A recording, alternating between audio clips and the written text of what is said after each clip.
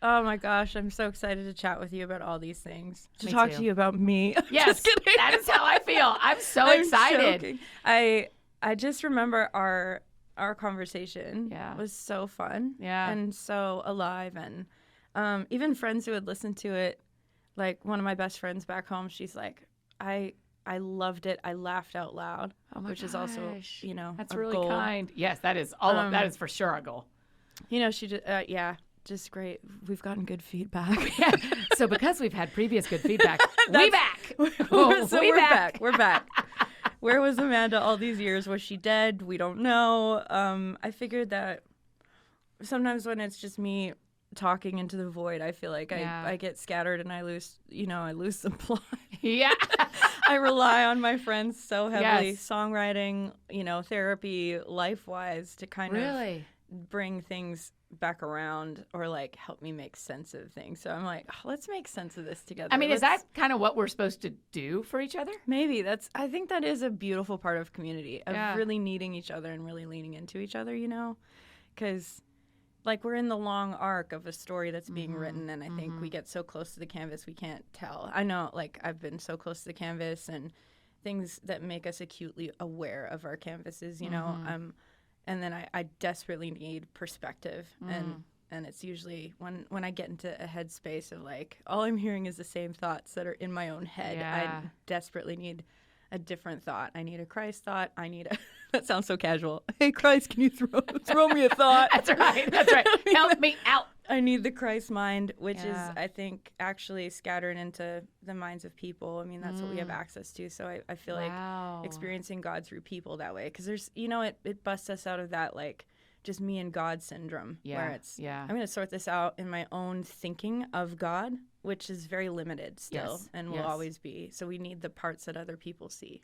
I mean, I have not ever in my life thought about that. By having the mind of Christ also means I can experience the mind of Christ in other people. Yeah, I think that's something it's just so beautiful. That is beautiful. It seems really helpful because the people that start cults are the ones who don't let other people talk to them about who God is. Right. All they have in their head is who God is to them. Right. Like we found it. We found the thing. And I think sometimes we do have those moments, those like vistas where we're like, we found the thing we've been looking for. And then we think that's the only thing that exists.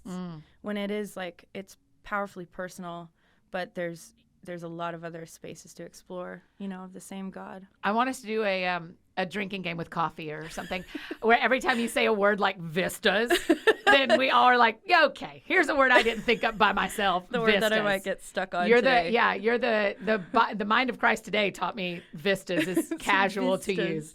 Someone the other day used pithy, and I was like, oh, you can just you just pulled that out? Wow. I know. But I would imagine as a songwriter, you have a lot of, vocabulary is one of the things that you have to be gifted at. Yeah, we're just desperate for. Interesting. Because I don't know if it's, I think it's more, in my case, I feel like I'm desperate for articulation. I'm desperate for words that will soften the blow of whatever the feeling is, or that will, be able to mark the memory of whatever joyous feeling it is. I'm looking for like things that bring back a memory. Right. And language is just so powerful that way. So I struggle for it, and I reach for it, and I kind of clamor for it. That's how I feel. Wow. I think more as a writer. I feel like I'll write something down and be like, this is a piece of ish. And I love we predetermined. We're going to leave that open to interpretation for the people. That's right. That's right. But, I think it's more of this. I think what's so wonderful is that it does feel primitive. It's learning how to articulate and then be able to reach for understanding and communication with each other. So I think that's kind of where my love of language, I guess, comes from, and particularly musical language. I was about to say, is that what made you start writing songs in the first place? Yeah, I was out of sheer necessity, I think, because I would get stuck in my head. Yeah. And I still do. And it gives me a path. It gives me a step forward. Just like one note, sitting down at the piano and playing one note until I feel like I'm returning to center.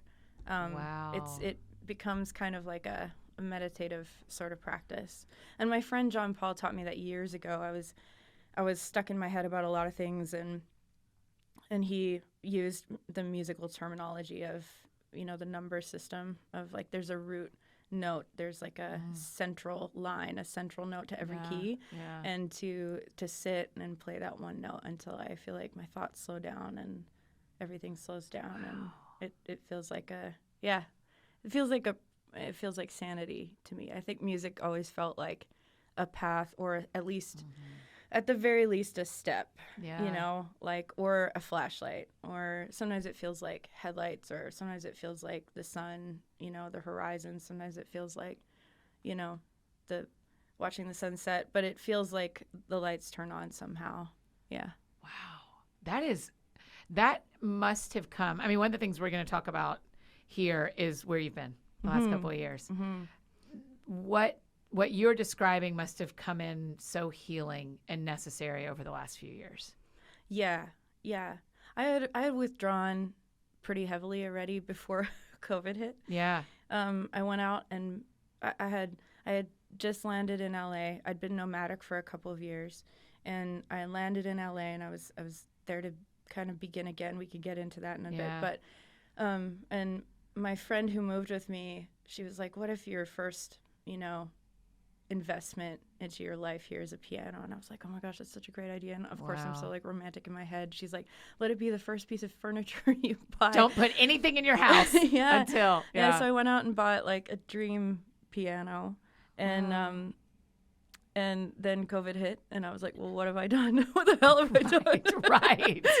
You know, like, it was an investment, and I ended up sitting at that piano for the last couple of years, which was wonderful because it returned me to the pure joy of the instrument. Did you know you were writing an album? Not until I was. Yeah. Wow. It was more I released a different sort of album. Yeah. Last year. No, 2020. Yes. All the it years was so good. All Falcon? Yeah. You know I'm a super fan. That's why I Is she love a being bird? here. Is she a plane? We don't know. I loved it, though. It was so interesting. It was so different for you. Yeah. Yeah. Yeah, it was an exploration for sure. And I mean, I'm a firm believer in we have to write what wants to be written. So there's no skipping steps. Hold on. We have to write what wants to be written. We don't get to decide. I think that there's, like, our decisions are about the discipline and the showing up. Yeah. But all my favorite teachers on the subject, on writing and creativity, talk about, you know, genius was never about a person. It was about a person being in a room. The walls had the genius in it. You know what I mean? So it was about putting yourself in the path of inspiration. It wasn't, the genius showed up and revealed something to us rather than us having to maintain this persona of genius or something. You know what I mean? As though we could.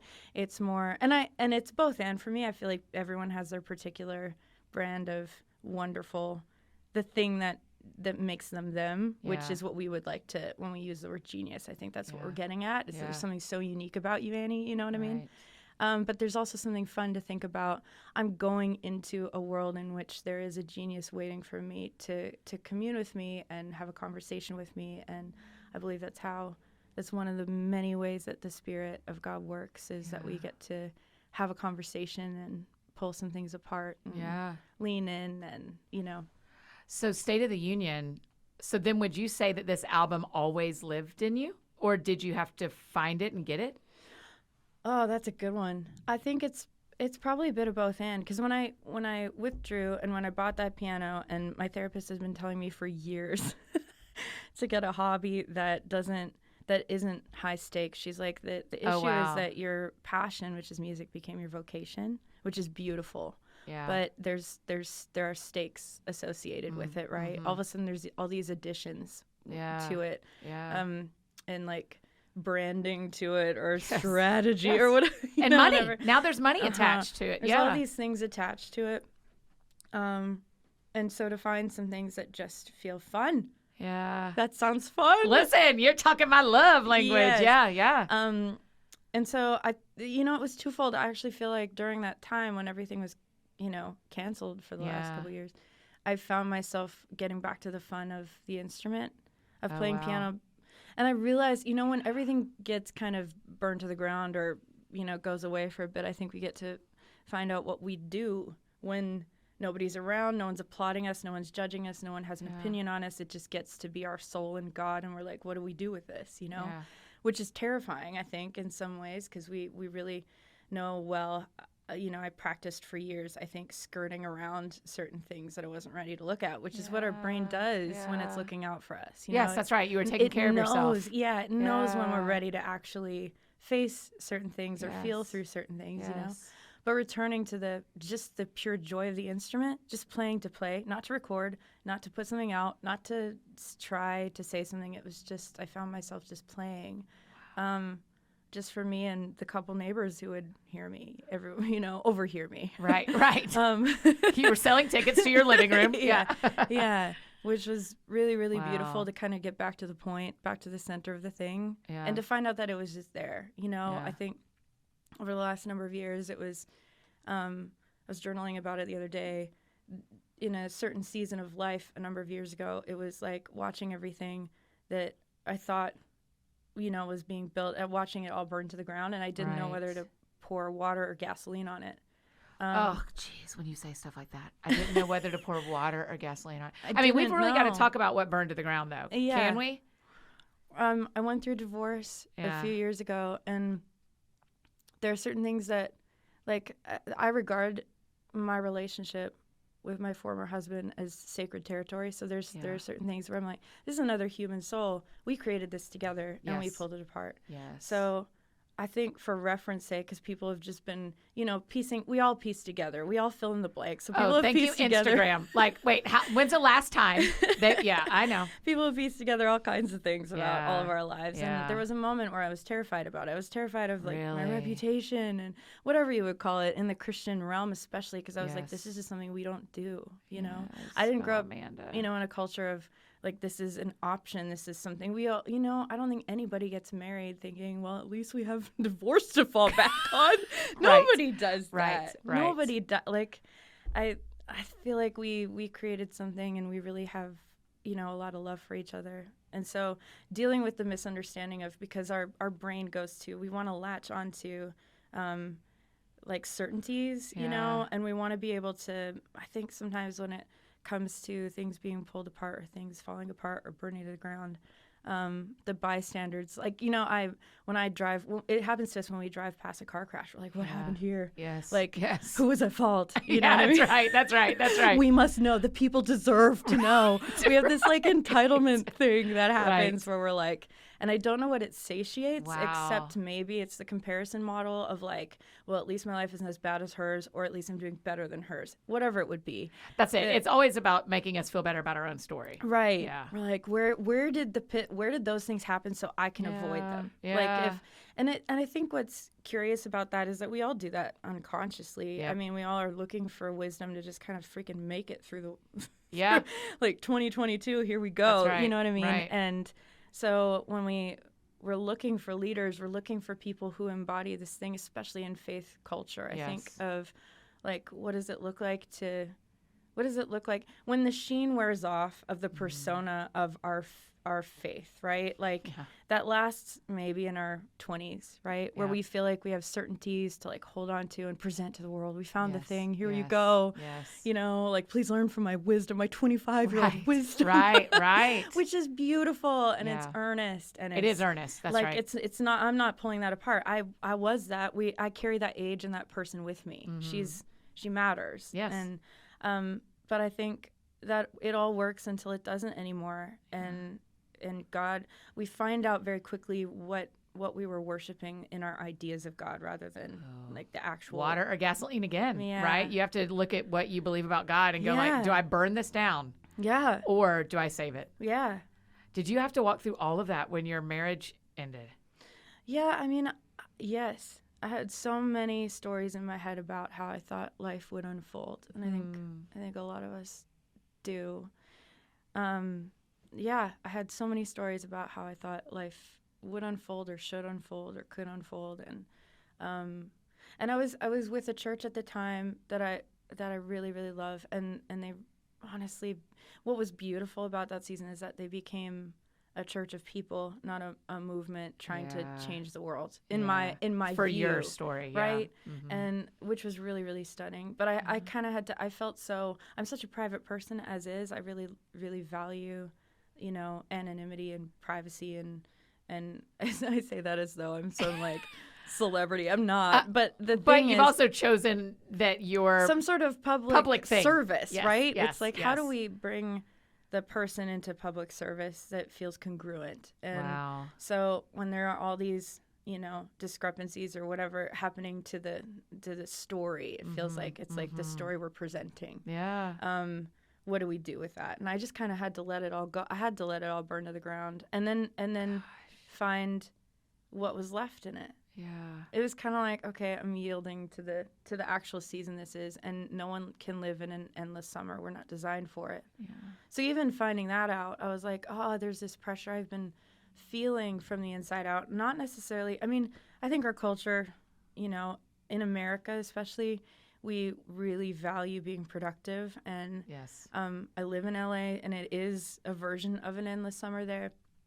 But to embrace the death that actually is really natural. The endings aren't bad things. Yeah. I had to learn that. Like, yes.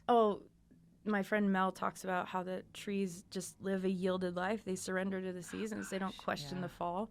They let themselves die off. It's just as important as the trees live a yielded life. Yeah, Yes. they're surrendered. Nature is surrendered. Like, it just is yielded, And These are sentences just live in you. I'm like taking note. Nature is surrendered. The trees yielded. Yeah, so I think mean, it was that I had to let a lot of ideas die, a lot of stories die, a lot of ideas I had about God, about my life. And then if I got into any sort of comparison, which I still have to really keep an eye on, this is honest, secrets with Annie. That's what I feel like it is, sharing secrets. I was looking up the definition of envy the other day, and because I was like, oh, this is one of those deadly situations that I find myself in sometimes, and I've been like, God, can you deliver me from this? Right, right. Of this idea that it's all stories in my head. They're all thoughts, which actually you can change. Yep. But in the subconscious mind of the matter, I have this story of my life that if I had done things differently, it would look like this. It's like playing a game, a mental gymnastic game with God and blessing, and this idea of blessing showing up if you make these decisions. And I do believe, in cause and effect. But at the time that I was making critical decisions about moving forward in life and pulling apart, certain things about my faith, life, relationships, I was also watching a lot of my friends kind of start soaring. You know what I mean? Right. It's like, we're going to go and do this thing, and watching all these things unfold. And I was like, I'm going into a cave. Yes. That's what it felt like anyways. Yes. I mean, that's what it looked like from the outside. Is you released an album in 2018, 19, House on a Hill, and then we haven't seen you for years. I went into a cave. I think I needed to explore some things. I ended up in England a fair bit. I went to there's this family out there that I really adore, and there's a parish called Bunkton. Yeah. They're going to love this if they ever listen to this.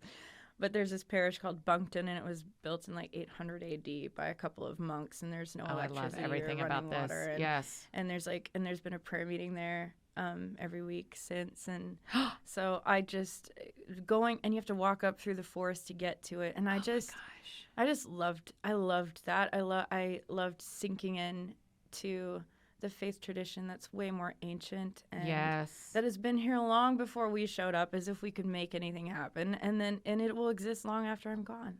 Do you know what's really interesting, Amanda, is that State of the Union as an album sounds like that. It sounds ancient in some ways. Amazing. That must have rubbed off and rubbed on. Is that a thing? It must have. Yeah. Right. Because some of these songs in this album sound like you have known them forever. And so maybe you have. Yeah, maybe we have. There's this quote. I wrote it down.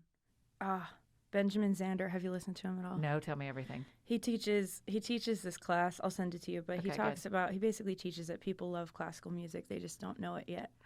Wow. That's his approach to education and to the matter. And that's how I feel about God. I feel like we actually do love him. We just don't know it yet. Yes. Or we've all been forgiven, but we just don't know it yet. Yes. And that's where grace comes in. That's where the Yes. story gets, I mean, Yes. it gets really good. Right. It gets really, really good. It gets really good. But I think it was this path. I think this album is kind of assembled out of like the little things that survived. And then Wow. kind of probably an essay about letting other things go, you know. And how did you end up calling it State of the Union?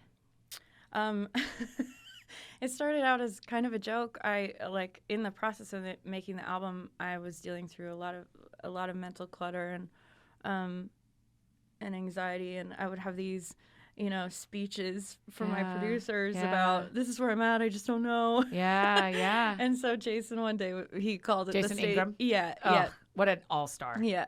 So he one day was like, "So Amanda, what's the State of the Union today?" Yeah. And I was like, "Well, I'm so glad you asked." I don't remember what I said, but it was probably some speech about, how insecure I was and how I didn't know what I was doing or something like that. Yes. And we started kind of going down this road of State of the Union, kind of being this study led by curiosity about kind of the human experience and where we intersect, like with God, with each other, with ourselves.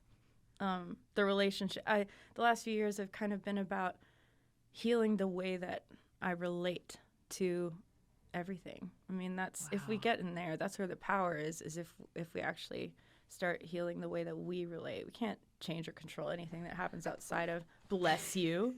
Thank you. Blessings. We can't. Thank you. Okay, say that again. We can't heal. Well, we can't control or manipulate really anything out there that Yeah. happens. The only actual agency and power we have is in in here. Mm-hmm. And so it's just kind of been about this slow burn of like healing one thought at a time. I have a friend who's a life coach, and she's brilliant, and she's one of my best friends, so I just keep getting the best friend rate. Yeah, that's right. That's the way it should be. She's going to hear this and be like, I need to start charging you for my wisdom. That's right. And it's true. And we just started going after one thought at a time Yeah. over the last couple of years, too, Yeah. just because it can get so cluttered in there. And, there's all these studies about the brain and about how we actually retrain our subconscious mind. Yeah. Which is it's a whole other conversation, but I started Yes, listening. we're going to have it in just a minute. But kind of looking at one thought at a time and sitting as an in my awareness with the thought going, is this true? And then the fact that we get to bring it to the Christ mind is to me incredible. Yes. To sit with that kind of loving kindness and that kind of compassion. I mean, Yeah. I forget how kind he really is. Yes. Like on the daily. I know. I'm like, sorry, Jesus. I know. I mean, kindness is, forgot. it's hard. I heard a preacher say recently, it's not that we question what God can do, it's we question what he will do. Oh my gosh. And that's it. We forget he's kind and we forget he's loving because we think we know what should happen. Yes. Yeah. And that he wants to. Yeah, that's right. That he really wants to. Yeah. Like, you can feel the energy of somebody who's there because they have to be Mm-hmm. or there because they really want to be, and that he really wants to be with us. He really wants to love us. He really Yes. wants us to know how forgiven we really are. Yes. And there's a song on the album called Time, and it's like a hidden little track, but it feels so good. Thank you. It was one of those moments where because of the self-punishing thoughts that I've had, and the mental gymnastics that I've had about God, for my whole life. Yeah. Wow, this is covering a lot of ground. But this was one of those mental clarity moments, one of these breakthrough moments where it was as powerful as a suggested thought. Like, our brain actually needs a shred of believability in order for us to believe something, because it actually knows what we believe. Yes. Like, us, telling ourselves to believe something different until we're blue in the face doesn't work for life change, because our brain knows better. It's actually looking out for us, and it knows all the stories, all the trauma, all the things we've endured. Yeah. So it's looking for a shred of believability. It's Right. like, you don't have to give me much. Just give me a Just give me mustard something. seed. Give me Yes. a shred, Yes. right? I think that's what I like shred. Yeah. Shred. Yeah, every time. It's just like Vistas, everybody. Just Yeah. take us another sip of coffee. This is from my friend Heather. The shred of believability thing. She was teaching me all about that. It needs to feel like your whole body responds to the thought with like that could be true. Yeah. So you could say, so let's say you have, all these experiences that would suggest in your past that God is not good. Like this idea, this being, this whatever it is in the sky is not good. And then someone just tells you, but God is good. There's no moving forward on that. But the shred of believability is like, catching the sunlight in your eye, like a little glint of like hope of, well, perhaps maybe this God could be better than I think that he is, or something that feels like it could be possible, and I'm willing to experiment. Right. I'm willing to actually go down the track of this to see if it's possible. Yes. And that, that I've never run into a kind thought that actually hasn't yielded repentance for me. Wow. Because it's still kindness. Yes. That leads us to repentance. I'm like, oh, that plot line hasn't changed. Yes. It's still kindness that brings me to my knees. It's still kindness that overwhelms me. And it's still kindness that melts through all the exterior stuff that I build to try to keep myself safe. And that's what's beautiful about time is it does just the song, but also time and the song, it just gives this feel of, wouldn't it be nice? Wouldn't it be kind? Yeah. If you would just be kind to yourself. Yeah. Like, wouldn't it matter? Wouldn't you feel different? Yeah, it's really beautiful. Yeah. The line hasn't self-hatred stayed long enough. Yeah. Maybe that's all you thought you were worthy of. Yeah. Wrote it with Pat Barrett. Oh, I Shout love out to Pat Pat. Barrett. He's incredible. And we just went down this line, and I remember him saying, this might be so aggressive, this might be too aggressive, but can we say this about self-hatred? Can we get that specific about self-hatred? Hasn't this self-hatred stayed long enough? Maybe that's all you thought you were worthy of. And the power of the shred of believability to that for me was like, oh, I can get on board with that. Yeah. And it felt healing. Yeah. It felt really healing. I mean, when I think about State of the Union, I think aggressive. The whole thing is aggressively healing. Oh. I do. I think there's a thread there that you maybe needed for yourself that we are all going to reap from. I think. I would love to let's talk next about the mental health part of this.